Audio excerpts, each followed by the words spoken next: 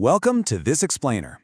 Today, we're diving straight into one of the absolute biggest puzzles for new electric vehicle owners. We are breaking down the definitive 2026 data to answer a critical question: where exactly is the best place to plug in?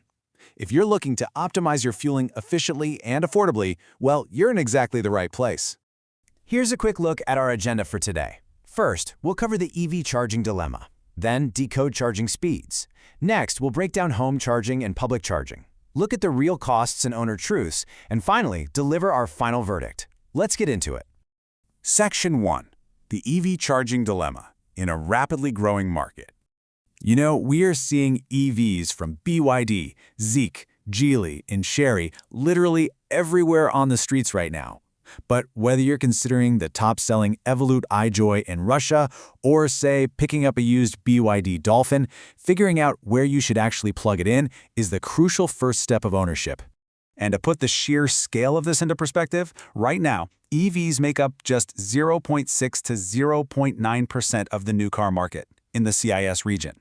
That means millions, literally millions, of future owners are going to need this exact question answered in the coming years. Moving on to Section 2, decoding charging speeds. Just a quick primer. So, before we pit home charging against public stations, let's get a quick baseline on speeds. Standard household outlets give you slow AC charging, which takes up to 12 hours for a full battery. Upgrading to a 3-phase wall box gets you fast AC charging, cutting that time in half to roughly 6 hours. Meanwhile, public DC fast chargers can absolutely blast your battery to 80% in just 20 to 40 minutes. All right, Section 3, breaking down home charging. The whole home charging debate really boils down to this core trade-off. You've got incredible, almost unbeatable daily convenience pitted against the initial headache of actually getting the equipment installed. The pros here? Oh, they're massive. The sheer convenience of waking up to a completely full battery with zero detours is a total game changer. Plus, financially, using a charge scheduler during night tariff windows can save you 30 to 50% compared to daytime rates. And as a bonus, slow AC charging is significantly gentler on your long-term battery health.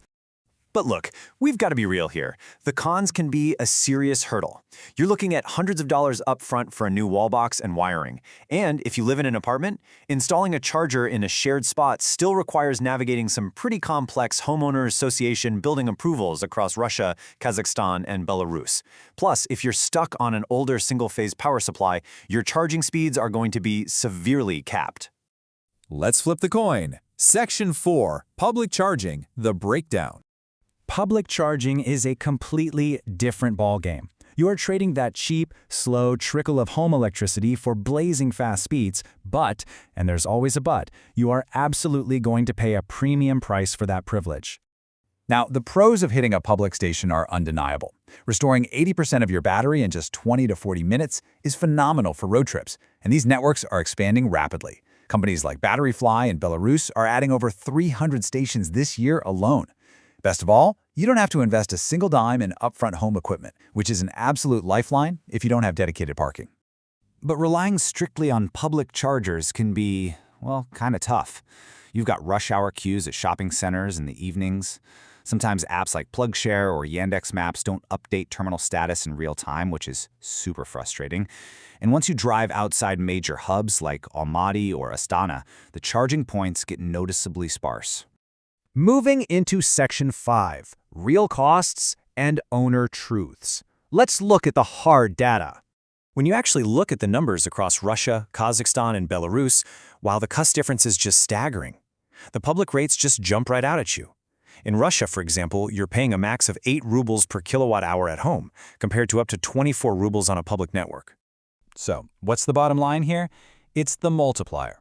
If you drive daily and have off-street parking, home charging consistently comes out 2 to 4 times cheaper over time than relying on public stations.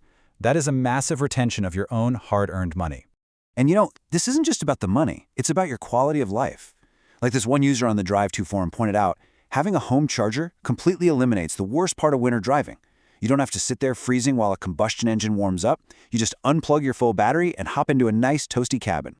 On the flip side, people relying completely on public networks tell a totally different story. Without a dedicated spot, owners describe it as a constant planning exercise, basically a daily routine of checking apps to see if nearby chargers are occupied and constantly calculating if they have enough range for their errands. Oh, and we absolutely cannot forget the winter penalty. If you don't precondition your battery and cabin, a 30 to 50% range drop in moderate frost is incredibly common. So that 2 to 4 times cost multiplier of public stations, it hurts even more during the colder months because you are visiting them way more often. Which brings us to our final section, Section 6, the final verdict. Let's find your perfect setup. So after weighing everything, the undisputed champion for most drivers isn't actually picking one over the other. It's a hybrid approach. You leverage that cheap, reliable home power for your daily commutes, and you save the fast, premium public networks strictly for the open road. Let's break this down into real-life scenarios. It's basically a puzzle, and your living situation dictates the correct piece. Got a city commute and a garage? Home AC is your winner. Stuck in an apartment with zero dedicated parking? You're going to lean on the public grid. Actually, scratch that. If you have a house with rooftop solar panels, that combo right there is literally the cleanest, cheapest setup you can possibly have. So I'm going to turn it over to you to think about. Analyze your own driveway, calculate your daily kilometers, and decide exactly how you're going to solve this charging puzzle for yourself. As public networks get faster and home chargers get smarter, it begs one final wild question. In 5 years, will our cars just be charging from the grid, or will they be powering our homes in return? Thank you for exploring this data with me today. Now go plan your electric future.